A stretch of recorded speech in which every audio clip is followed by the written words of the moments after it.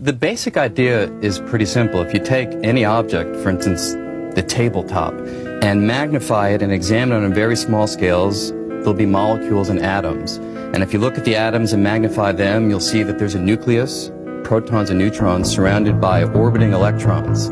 And in 1968, we learned that if you magnify a proton, there's yet further substructure. The Russian dolls continue. Inside there are 3 quarks, even smaller particles. Now, for a long time, people thought quarks and electrons were all there was, together with a few other exotic particles that make up the universe.